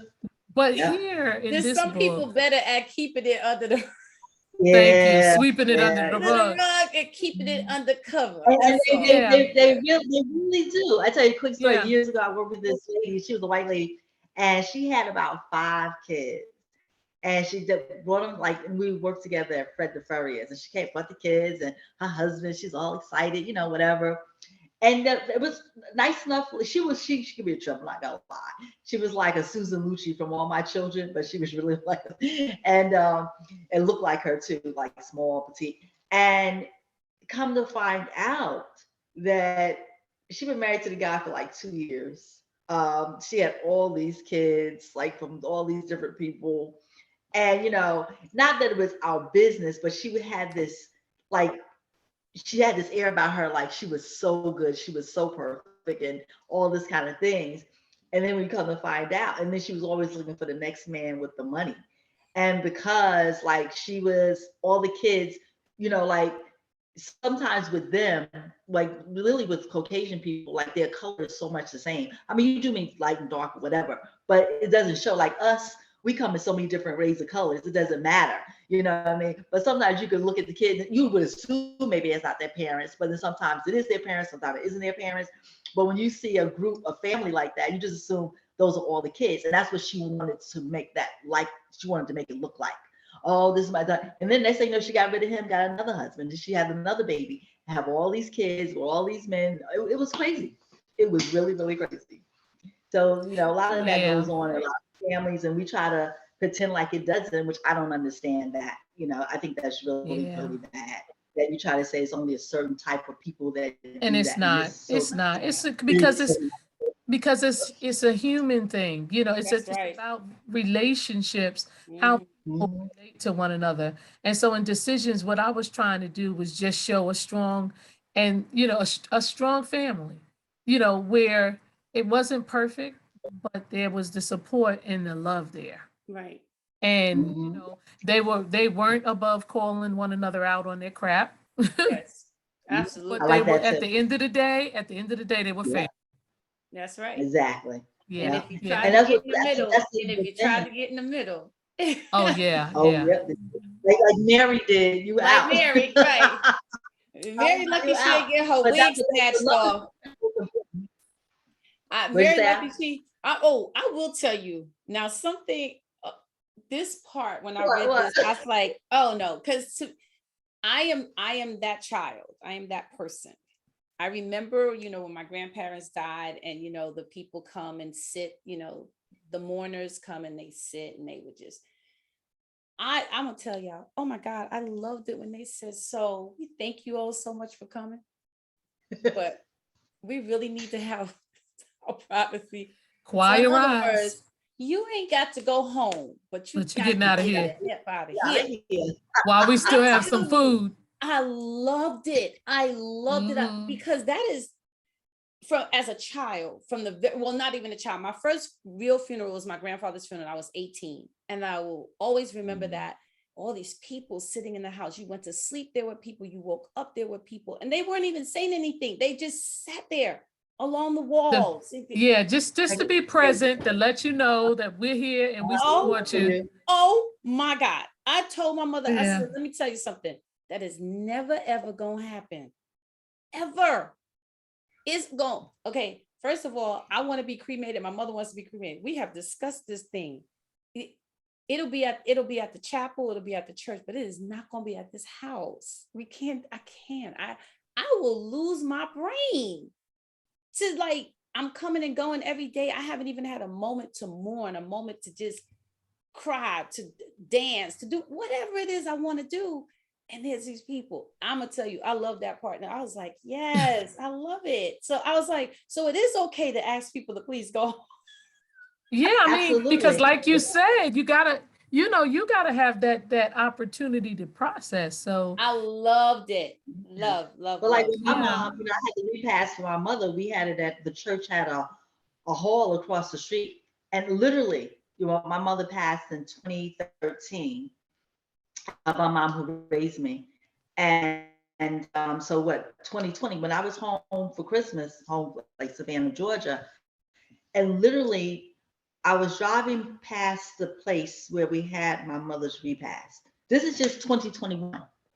And all of a sudden I remembered that when this how like some people can be like that in the church, the welcoming committee or whatever. I paid for the repast. It cost me $1,500 for the food and everything like that. And they didn't want to give me no food. Oh no, just giving out skims and skim when I asked for more food. And because I was so, upset, and everything I was going through with my mom, I didn't realize why I paid for all that food. Why weren't you feeding people? They were trying to take all the food home for this, which they did, and I still have people. I'm like, and that was like $1,500. That wasn't a little bit of money, for all this food. And they would not, even when I went to get something, I wanted something more that I really hadn't eaten. And, because I was my mom's only child, so I had to do everything. And they were like, "Oh, you had a plate already." And it didn't catch on to me like, do you know I bought all this? You know what I'm saying? But That they would could have be been that would have been a good book. Decisions about whether I'm about to show up in this place. and Iris proceeded to remove her glasses. Right. And let's have a conversation about what? Did you just tell me no? What? You came in, I didn't I with me that day. She came the next day, but I'll be like, oh my God. And literally, yeah, I showed up the next day. There's a reason why God did that, because I would. But I really, it literally, it popped into my mind. I was saying to my kids, I'm like, those people didn't want to give me no food. Like they didn't, and then even after that, we went back to my aunt's house where we could have used the food. We still had like a lot of people. Mother was one of 12, so it's a whole bunch of people, And so it was like, I just felt a ways about that, but then people could do that. Like you meet those type of women in the church and they give you like the little skims like that, like, other food. I'm like, oh my God. Yep. When we buried my sister back in 2018, Sorry. they were like, well, I'm sorry for yours too. I mean, I understand, but when she left and they were putting, oh, you had enough to eat, you need some more. And they had to make me eat because I was like, they were like, please sit down and eat. Just eat something. Come on, I'm not gonna put too much on your plate. I just need you to sit down and eat this. I'm like, okay, fine. Ate that, couldn't even get through that. Got okay, what are y'all driving? Because we need to put this food. We start to pack up this food, and we're gonna put it in the truck. These other people go to McDonald's, but you taking all of this food home. And so they were like, where do we go? And I'm looking like, like, don't ask me nothing. Don't you know I'm about to just kirk out in a minute? Right, exactly. We got the food. And I apologize because that is just so terrible that people would act like that. When people are in mourning, you just need so much more. And I'm hoping that in decisions, I demonstrated that this family was in crisis. Oh, yes. That, each of them, this death, because Ellen was that voice of the stabilizer. She was a great equalizer. Yeah. And so I'm hoping that it was demonstrated that this family was, like you said, they were destabilized. Mm-hmm. They were destabilized and, just really trying to, everybody had their own vulnerability. Even Jeed, and not, for once in his life, he had no answers. He couldn't reach his wife. Correct. And on top of that, he had to, keep from making sure that he didn't put Mary in that box with Ellen. It's like, I'm just like, keeping it real though, because this is open. We can get 2 for 1 today. Listen, Mary made me want to punch her in the throat. Okay, see, I thought about Mary. I understood Mary. I understood Mary. I did too. But Mary's like Mary's will cause you to flip your wig because they won't stop. They don't stop. That's the thing. But see, because these are the people that test your mettle. You need in your life to really prove to you that you are or you aren't where you think you are. Yes. See, you said a word there. Marys make you, and because it's just like when you go to church, the mothers in the church, and they come and say something so outrageous to you, you just, oh my God, and you just go, baby, that should have been a little bit shorter. You just go, wait, what? And then you just have to go, you know what? You have a blessed day. Yes.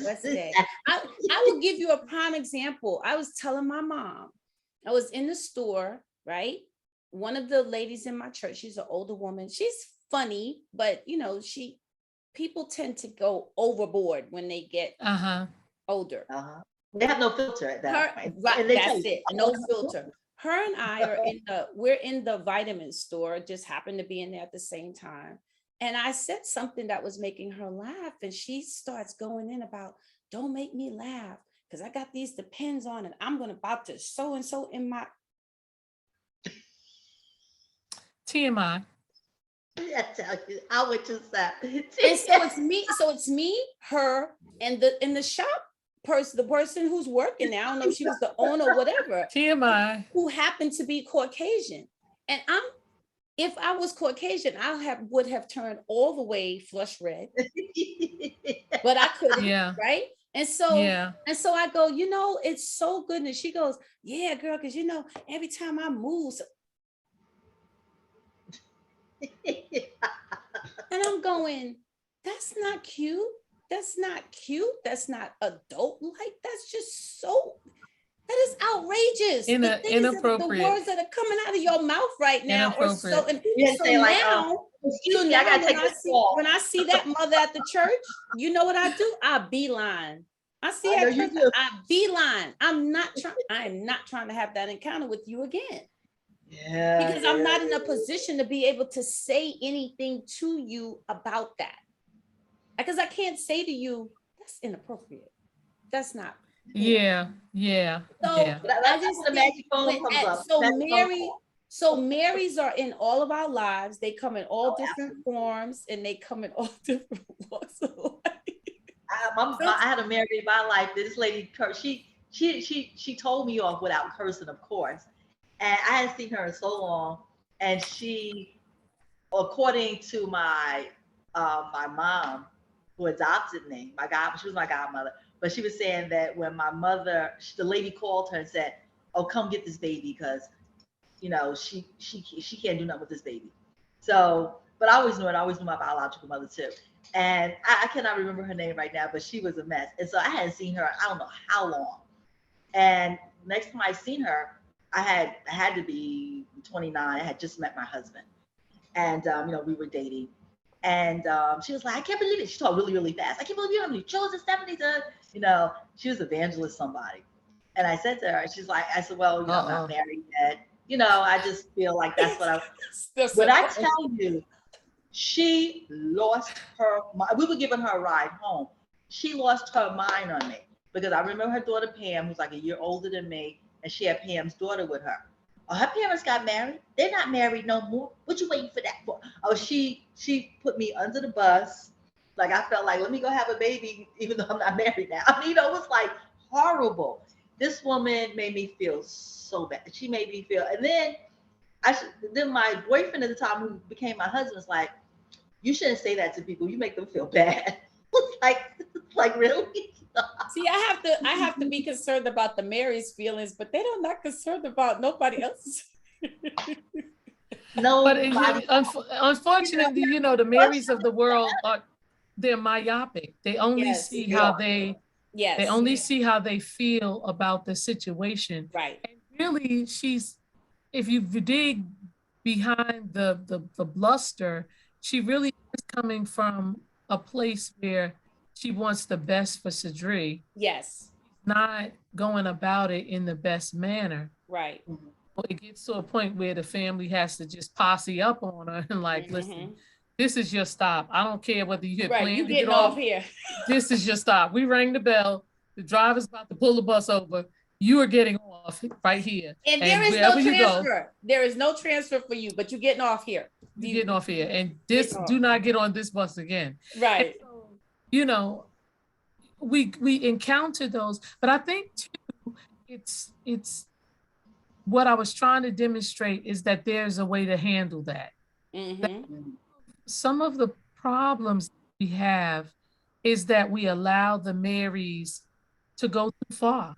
You know, I have a Mary or two in the church, and I look at them, and a couple of times I look at them and say, Lord, I'm just gonna have to continue to try to pastor you.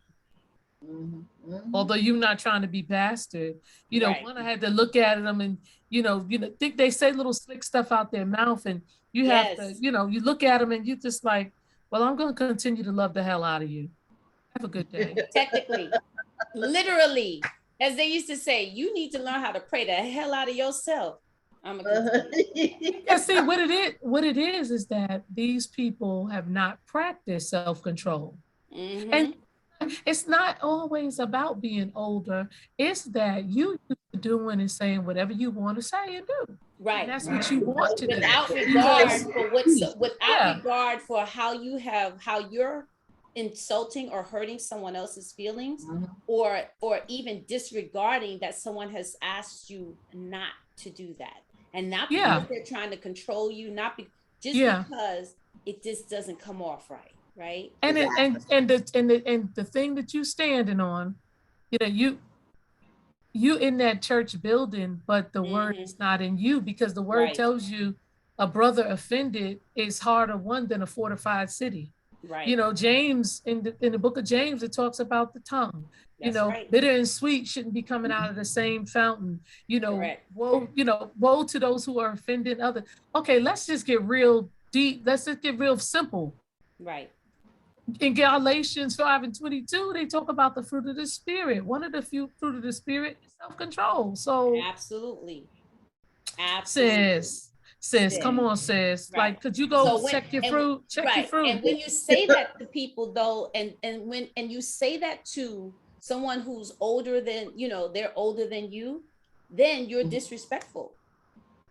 No, what's disrespectful is you letting what you let come out of your mouth. You have to recognize that you're dealing with an adult. Right. See, again, I think we get into trouble because we don't allow. So when you look at this Mexican, this standoff, I don't want to be. Yes, we got it. You know, I'm not gonna say Mexicans. I'm standoff. Okay, I'm not trying to disrespect anybody. She's not being in any way. Not trying to be inappropriate. But when you think about this standoff, where you know, and you think about the family, and you see how, you know, there were those who retreated to the back because there were others that were willing and able to step up. So you did have those Nadines, you know, and Nadine could step up and say what she needed to do, because it's like, Dama, I got this. You mourning the loss of your wife. You shouldn't have to deal with this. Cedric, I don't even know where your mind is. You passed the other side of town. Right. Absolutely. I don't even know if you on this planet. Nope. You know, Veronique, you just shut up, because we're not gonna let you disrespect her. Taryn, you definitely shut up. You the youngest of the three of them. You know you. And we know you wild out. So yeah, you know, we know you're gonna go completely off. No, we're gonna let you gonna let your mama handle it. So then Nadine is able to step up to the forefront and then take the lead. And then, you know, in that, you always have that in a family, and the others get to learn from that, because in life, one of them might have to be the Nadine. Absolutely. Well, that's what's missing, though, in our families today. I tend to think if you know, growing up, right, with your grandma and your grandpa and your aunties and right, there was a matriarch, there was a patriarch, and we listened. Even And even if we disagree, we didn't disagree long enough to really be like, you know, like I'm feeling some way about it. It was said, you did it, you moved on. As we get older, we are finding that we don't necessarily have that, because our elders knew how to navigate amongst us, amongst our who we were, without like piercing our hearts, if that makes sense, right? Yeah, it makes a lot of sense. They groomed us in a different way, right? And that's not to say that they didn't lash us at times with their tongues, but even when they did it, they said what they said, but we knew where it was coming from, which hit differently. Nowadays, we're dealing with the back and forth of the young and the old, and because I don't see it your way, I'm wrong, right? And if you don't see it my way, you're wrong. There is not we don't have the gingerly respect, I think, of the elder, because sometimes the elder, I don't have the right word for it, but the elder goes beyond the level of respect, or maybe we haven't gotten to the level of respect. I'm not sure, but do you understand what I'm saying? But you know, you have so many different family dynamics, because, you know, and this is something that from even with my children, making some deliberate choices to raise them in a certain way, like, you know, to be able to really talk with them and help them to understand. I'm gonna help you navigate, you know, when you're mommy told you what to do. Now that you're an adult, because my kids are grown, but and now it's more like I'm your cheerleader, and like I'm here if you know if you need me, I'm here. Right. But you're gonna have to do this on your own.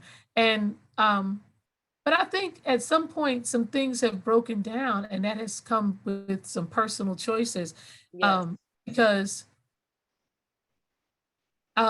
let's say with our generation, our families came out of that whole revolution.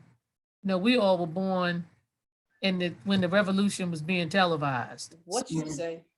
You know, there was so much televising of the revolution. I didn't know how they had time to get us here, but they did. But so, you know, and so they're coming from a different mindset than our grandparents did.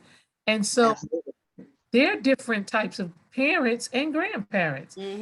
We come up, that 1980s crew, that Gen X, the unknown factor, because you didn't know how the heck we were going to turn out, because they were no longer the greatest generation. They were no longer the baby boomers. This different mix. And then heck, you look at the baby boomers, some of them are 70 years old. Like, you know, when Stallone did an action movie at like what, 70, I was like, why? What are we doing here? Why are you? I'm a baby boomer. Okay, but you know, that was the last. I was born in 1964. That was the last year of the baby boomer. I figured you were, because y'all real. You just 1 month you'd have been a Gen X. Don't even try it. Yeah, right. I was about to argue with you on that, and then I went, oh yeah, I forgot. You are born in 64. You are a year older than me. Yeah. Them boomers of that last year, they take that, don't they? You know what? That makes sense now. Or now that I Y'all are real. Some stuff that we talk about. Oh my God, that makes sense. I let the 64 say that. Yeah, technically you're baby boomer, but really, yes. Well, I really your ex. Next, but I've been like saying like, I mean, me personally, I'm a hip hop. I was born in hip hop, but no, you baby boom. I mean, because baby boomers was so long, the whole thing was so long. Yeah, it was a long period. It just fell in. I mean, I was just like, oh, because I really didn't realize that. I was reading something literally recently, and I'm like, and it said, oh, to 64. I said, oh, I'm a baby boomer, because I would have never thought this. And that's why by the time that was all finished, they were like, look, we're going to name this next group X, because we just don't know what's going to. We don't know what's happening. Because I think my mom was a baby boomer too. Yeah, if she was. So that's why I was like, I'm a baby boomer. My mother's a baby boomer. She was a baby. My mother was a baby. It's a Very long interesting, time. They was very, having, yeah. they had a long Very period. easy for y'all to be in the same thing. But then Yeah, you think yeah. about My mother that, had me if your parents are born in the 40s and they are, exactly. My mother was born in 40. My mother was born in 42. yeah, okay, so she was a young adult. So she was out there Right. Yeah, yeah. in the That's why she had revolution. eight Yeah. babies. Eight. She was out Full there. circle. And so you have this next generation. We have like a hodgepodge of different things that could have jumped off with us. That's why we would have unknown. And so with us, you may have the kids that where they had the extended grandparents and the parents and how Mhm. everybody was putting something into them, and you had that multi-generational Yes. transfer. But then you also may have the kids where they coming through in the late 60s and in the 70s, and they may be coming through drug addicted and incarcerated mothers. Mhm.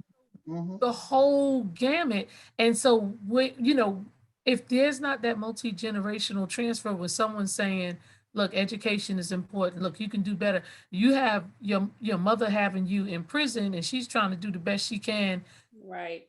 cards that have been dealt, or you have a drug addicted parent, and you have your deposit is different.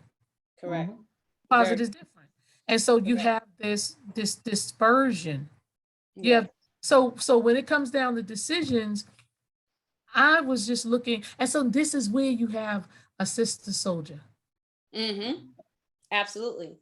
And there's a voice for that. Yes. Absolutely. Yeah. And there's a voice for the one that had the multi-generational transfer that could say, listen, I grew up in the projects, but I had a support system. I had Right. other people that had expectations that things were going to turn out a certain way in my life. And Mhm. Mhm.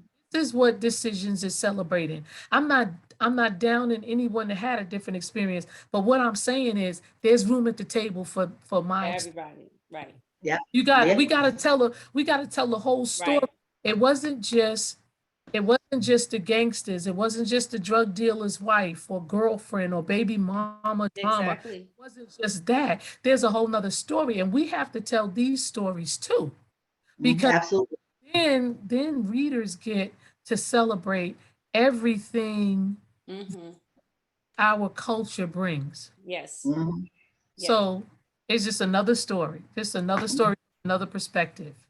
I Exactly. love that. And Yeah. that's the whole idea behind the autopsy of her, healing, evolving, resiliency, and examining the anatomy, all the facets of a woman, of womanhood. And so it's not just womanhood, because we have men on here too, because we cannot speak from a male's perspective, as you said, right? I have no idea what it's like to be a man. Nope. Right. Not at all. I can think I know, but I don't. I have not that experience, right? And nor do I Mhm. want it, because Exactly. I want the man to be the man and I want to be the woman, and I want, and then when we come together, we're gonna figure out how we coexist together. Mhm. One of my friends once said that the issue was that, so many of us are always trying to wear the man's pants, and it's like, you need to give him back his pants. I was Absolutely. Absolutely. like, ooh, like, take those off. They don't fit you. And I'm Yeah. guilty of that. I am guilty Yeah. of that. Take those off and give them back. And so it is. It's I love I love the entire story. Looking forward to the rest of the series. Yes, I am, Steph. I'm looking forward to You are an amazing writer. And so Thank you. and this today great was storytelling. great storytelling, but it's so relevant, right? Because I hope that your book is going to do just what it did for us, garner the conversations of the right now, the right here, and what we're going through, and how we figure out how to better have these conversations, how we better make, once you've made a decision, then what's the next decision? Not that you made a decision and then this is it, it's over. Oh, no, you gotta keep As making long as you're decisions. breathing and Yeah. you're waking up every day, there's always going to be decisions. It's just a matter of what decision you make. Like I always tell my kids, you're going to make mistakes in life, but your goal is to try to make the least amount of non-recoverable mistakes. There you go. There you go. I like that. Right? Mhm. Because There you go. we're human. We're going to make mistakes. We just got to try to make the least amount of the non-recoverable, because some things you can't come back from. Right? Mhm. But you still have to make a decision, because now that you're in that place, now you have to decide, how do I live through this place that I'm in? Navigate to the decision I made. Right. Exactly. Right. So, Yeah. so I love this book, Steph. I love you. Like I said, I didn't know you was this sister. I didn't know you did this. I was like, man, I was so excited. I mean, and it's just, and it's great because, Steph and I have known each other, with 35 years, going on 36 years. And yeah, but the vast majority of those years we haven't seen each other. Wow. We hadn't seen each other since the day that we became, members in Delta Sigma Theta Sorority Incorporated. I didn't know you guys knew each other that long. That's beautiful. Yeah, but we hadn't seen each other. Everybody was doing life, Yeah. And for me, I consider myself a relational person. And so the great thing about living and about being real and being true is that even when I saw Steph, I was like, hey, so I'm Iris. How are you? Tell me about yourself. Did I not? Yes. Because I realized the last time I saw her, she is not the person today that I saw when we were in college and we crossed together. And she's not that woman anymore. Also, Steph, you went to PACE too? Okay. No, she pledged the Metro chapter. We all pledged together, but we went to different. I went to Hunter. Okay. Yeah, I'm so not that person. Right. See, that's what I mean. You were so not that person. Even that person wasn't that person. That person was trying to figure out, hiding some things, trying to put that, that persona out there. And then when she finally grew up, she was like, hey, kid, you good where you are. You really, are good where you are. You don't have to do this. And so, right. And me be me. And, and that's why I wrote these ladies, as they were, because show them warts and all, because I know the journey that I went through to be okay with who I am. Yeah. And not let anybody else try to tell me, oh, you're supposed to be more like this, and you're supposed to wear more makeup. And I'm like, bump that. You wear the makeup. Like, I don't need to do that. Let me be who I am. You get it to the makeup thing now. See, so no, listen. Now I know you can do it. And listen, I can put on a full face, but yes, I have seen it. Yeah, but I'm just like, but that is not. But that full face is not like we were talking last week. About getting up and putting your face on, and we're not talking about makeup. Yeah. It's about put the face on that you face life with. The authentic you, the authentic you, because no matter how much makeup you put on, no matter how much nails, eyelashes, hair, at the end of the day, at the end of every day, right? All that stuff has to come off. Yes, it does. It has to come off.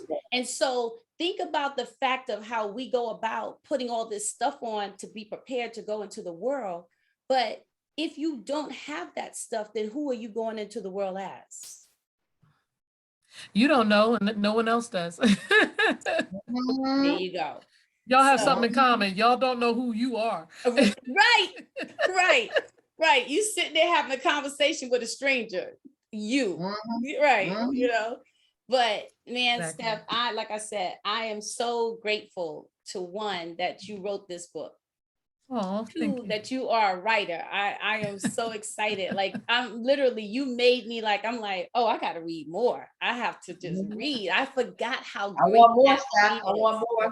I forgot how, using your mind and your spirit to travel places and see things. It was just great. And so I really, really appreciate your writing, your craft, your everything, your thoughts, Thank you. everything that you put into this. And so we definitely will want to have you back again. We hope that you will want to come back with us again. Definitely. You always have a spot. Anytime you put something on food, we're gonna be like, Steph, when you getting on the calendar? Because we want you. No problem. No problem. And so it has been a pleasure to be with two Stephanies today, right? So Stephanie Deani Green, she and I have been friends for 27 years. Yeah, soon to be 28, because I met Stephanie when my son was a year old. Wow. Okay. Yeah. So we've been rocking it, you know. So it's like I love the fact of, you know, going from who we were to now who we are right here, and then who we're going to continue to be. Like that, to me, that warms my heart. I just I love I think that's so beautiful. People keep saying like, oh, you're getting old. That's like, I hope so. Well, right. It beats the alternative for sure. Exactly. I'm like, I'll take all of that. You know what I'm saying? Yeah. How am I getting old? I'm just getting better. I keep telling y'all that. I don't care what happens. Smarter. But that's like smarter. That's like smarter, wiser. Yes. But they want to make you feel a certain kind of way. And I'm like, look, you know, I'm not gonna feel any kind of way. I'm gonna keep doing this until I can't do it no more. You know, because God got it. So I can't worry about it. There you go. But that's a Mary coming at you. You know what I'm saying? Oh, how old are you? Well, I'm 57 years old. I'm good. I'm happy. You know what I'm saying? It's good. It's all good. But I take all my years. I take all my years. All my years. I won't give none of them back to anybody. Nope. But you know, I do wonder about people, especially females, but men do this now too. That, you know, I've met women, you know, and they're about probably in our age group or whatever, and God knows, I don't tell people how old I am. I like people to think, like, that's to me so weird. You know what I mean? Because I look at myself, I have this quote, it's like, you're like a tapestry. And when you were born, you started weaving. And if you start denying your age, like you're missing pieces out of your tapestry. It's not done until I like that. That's nice. You home. And it's like, that's like deep. Like, what do you move? What are you leaving out and why? You know what I mean? But I'm like, okay, that's nice for you. You know what I'm saying? Yeah, I'm living the double nickels. I'm good. Amen. I know that's right. We had a big double nickel party. All the people I graduated with in high school and TNEC, we celebrated the double nickels, honey. We enjoyed ourselves. We turned up. Yeah. So you know, you have to. It's all good. Definitely. So Stephanie, I know you're going. You're going? Kenya. Okay. Awesome. Yeah, that's nice. When? Leaving Tuesday. Oh, have a safe and beautiful. Thank you. Trip. Yeah. Thank you. Thank you.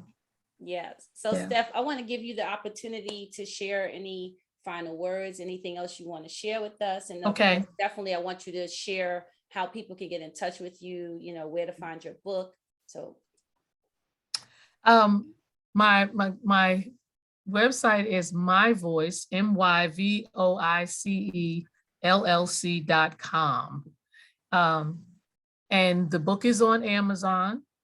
I do speaking engagements. I coach. I'm going to actually do a class and use the book, a couple of excerpts from the book class as I talk about, you know, how you're dealing with the different things that hit you in life. I want to do that on my books. Like I said, Destinies, which is book 2, which you'll meet Taryn, the little sister, and get her story. That should be coming out. I'm really working towards May. I just really enjoyed being on here. I enjoyed talking with you. I'm glad that you enjoyed the story. And, you know, I look forward to your response from the next story and the stories after. You will. Don't worry. Definitely. Thank you. Steph, you want to tell people how to get in touch with you? Stephanie Deani Green. I'm a divorce coach and a style coach on mymentorlife. Also, I own Deani Designs jewelry collection. You can find me on the Autopsy of Her on YouTube. We also have a podcast on Spotify, Apple, and somewhere else too. 6 different platforms. We're on 6 different platforms. Yep. And also, I'm a realtor in New Jersey. Buy and sell houses. My specialty is staging. Awesome. And I am also a life coach. I'm also a realtor. So you can find me on idolecoaching@gmail.com, or you can reach us at the autopsyofher@gmail.com. You can also find us on YouTube, the Autopsy of Her, and of course on Spotify. And I just want to say thank you all so much. We have enjoyed you all. We hope that you have a blessed weekend.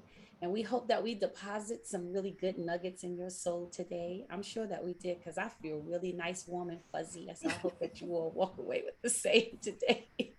Absolutely. All right. I love you all. Thank you all so much. Be blessed. Have a good weekend. Bless. Have a great weekend. Bye. Have a good Bye. weekend.